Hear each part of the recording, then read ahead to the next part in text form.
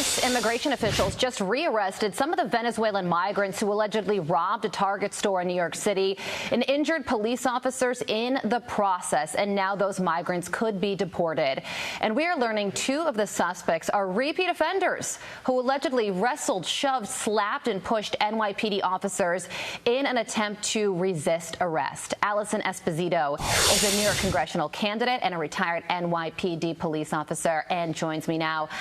Allison, good morning to you. Good Here morning. we go again. We have a group of repeat offenders in this country illegally, rob a Target store, beat up a police officer, get arrested, released without bail. Yeah. How does any of this make sense? Well, it doesn't, but it seems like all too familiar a story now, right? This is every day. We pick up the paper or we turn on the television and we see the news, and it's just crime after crime after crime. Yet the Biden administration or the Hochul administration or my opponent, Pat Ryan, will tell you that don't believe your eyes. You know, fear is just a perception of the crime. Meanwhile, it's all been smoke and mirrors. You know, whether it's crime, which if you look in New York City, you can say, oh, it's down just a little bit from last year, so they'll say crime is down. But if you look before bail reform, it's up 33%. Do you know grand larceny autos are up 194%? Tell that to all the victims, the extra victims. Tell that to all the extra homicide victims, the extra robbery victims, the extra burglary victims, that it's just a perception. Yeah. You know, it's an everyday thing, and you have these amazing police officers that go out every day and they put themselves on the line. And actually, the chief of patrol, John Schell, made the point the other day. The police are interacting with these dangerous repeat offenders, whether they're migrants or New York City offenders, it doesn't matter.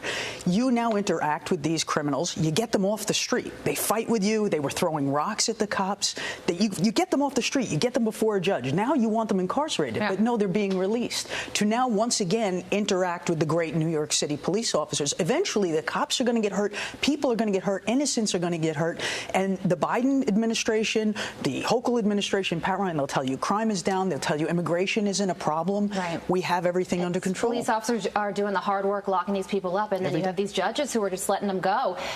Luckily, after they were, 4 of the 5 of them were released without bail, ICE came in and rearrested them. Now they could get deported, but the city didn't coordinate with ICE because they can't by law. That's a problem. That's a huge problem, and that's that sanctuary city problem. And you have that with Mayor Adams, with Kathy Hochul, with my opponent Pat Ryan, who happened to be the Ulster County executive that made Ulster County a sanctuary county, refused to cooperate with ICE. What's supposed to happen is when you have dangerous criminals that have crossed our border illegally and they are committing crimes, they are supposed to be removed. It's not just New York City either.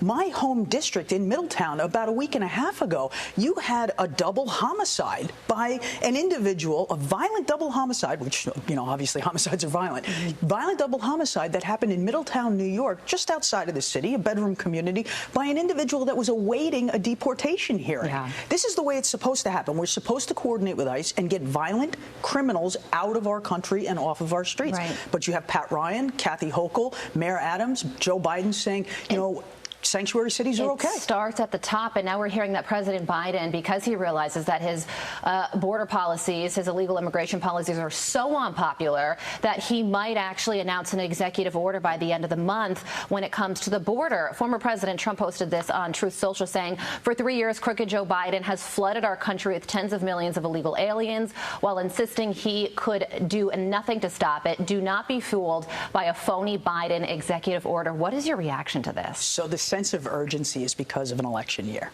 And this really should speak to the American public.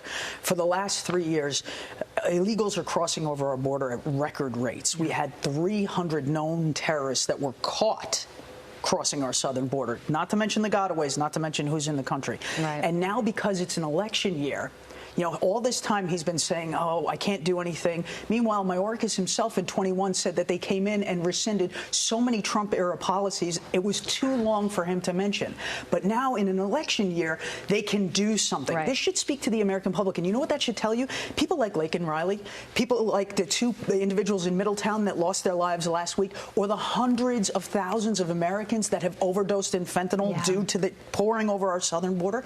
He had the ability this entire time to shut it down, and he That's a didn't. great point. And there have been many Americans who've also been killed in car accidents because of these bailouts that are taking place in Texas and our border states as well. Allison, thank you so much for joining us. Thank you so much for having me. Have a great day. I'm Steve Doocy. I'm Brian Kilmeade. And I'm Ainsley Earhart. And click here to subscribe to the Fox News YouTube page to catch our hottest interviews and most compelling analysis.